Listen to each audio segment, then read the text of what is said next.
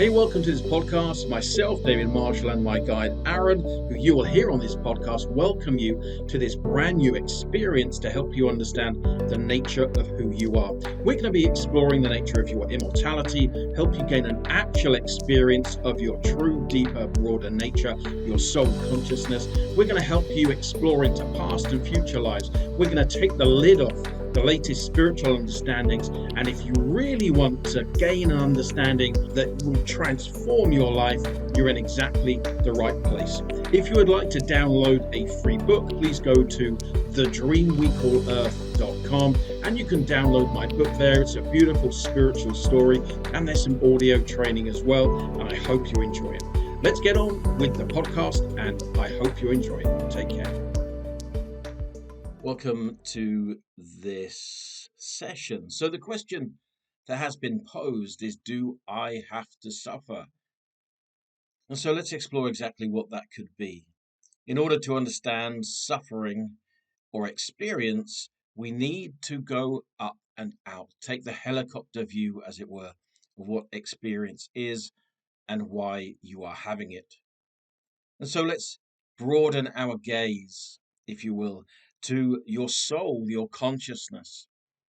The inner self is part of a gestalt of consciousness so broad and deep that it simply cannot be expressed in words.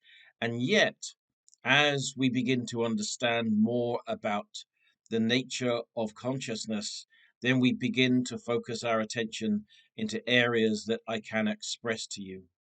And so think of the soul, think of an endless, awareized energy form that is by its very nature formless, timeless, and sexless, that operates unabandonedly, creatively, that creates realities and ideas and expresses itself in any way that it wishes in order to learn what it wants to learn. And so as a human being, with the borders of your skin and the limitations of your experience created by your five senses, you can observe and experience many things. The inner self does not suffer. The soul itself does not suffer. It simply experiences the emotional states that you experience. It has no idea that it has to suffer in order to learn. It simply knows that you have free will within the confines of physical reality to create the experience that you want. The experiences are multi-layered in that you experience multiple lifetimes simultaneously. The soul or the inner consciousness wanting to learn how it forms realities, wanting to become an expert in that, sent you forth as an offshoot of itself, literally still within its own consciousness, and formed a reality for you, a backdrop, if you will, a backdrop that allows you and it to learn about the use of consciousness, to understand relationships, and finally, in one particular life, to understand that you yourself create your own reality. And in that sense, you break the reincarnational cycle, for it has served its purpose. In terms of suffering, of course, you see on your television sets and in the world that there is pain and, in your terms, suffering, that people are experiencing realities that are much less than ideal. And in other lifetimes, you experience those too. Right now, if you are sitting comfortably within your house and nobody is attacking you, you have generally good health, then you have earned that right. You have earned the right of the time to explore yourself. It is part of the reincarnational cycle, in that many lifetimes will be had where emotional energy is experienced, where you will experience life as an attacker and the attacked, as the male, as the female. And because you have free will, all that is allows, gives by its very nature the ability to create what you choose. And because you are in development in terms of your own understanding of the nature of reality, you will create experiences that are, in your terms, painful, that include, in your terms, suffering. But why would you do this? You would do this because it allows contrast. It gives the personality and you the experience of the highs and lows of emotional energy. It allows you and forces you to come to different realizations that you never would without that particular suffering. So, do you have to suffer? In many terms, I would say you have to experience reality in its multitudinous forms. But if you are sitting in a beautiful armchair, you are not suffering in terms of massive health issues. If your relationships are generally good and you have a roof over your head, then you have given yourself the opportunity to understand that you yourself do not need to suffer. If you are within a war torn territory, if you are struggling in an environment without enough food, then you have placed yourself in that environment in order to explore and understand various aspects of your creaturehood.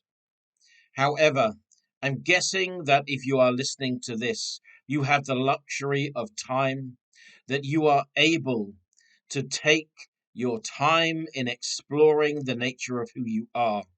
And so I speak to you in those terms. No, you do not have to suffer. You do not have to be ill. You do not have to be in pain or experience a lack of abundance. If you are willing to let go of conditions within yourself that have caused these issues, reality by itself being abundant and joyful and creative will fill the gap, so to speak. When you stop hating yourself and damaging your body through limiting ideas, reality itself will flow through you and provide health and abundance when you allow it. And so suffering is relative. Of course, I'm speaking to you, those who are on a spiritual path, wanting to know more about their true nature, wanting to understand that they are themselves immortal, because this is the life that you have chosen. It is impossible to create the space needed when you are being fired at. You cannot understand, you cannot take the time that is necessary for you to consciously understand that you create your own experience while you are within an environment that is acutely suffering. And so, by the nature of reality, suffering and pain are part of the nature of this reality. By its very nature, it is extreme. However, this does not mean that once you are aware that you create your reality, that you have to suffer. You can choose abundance and health and joy at any particular time.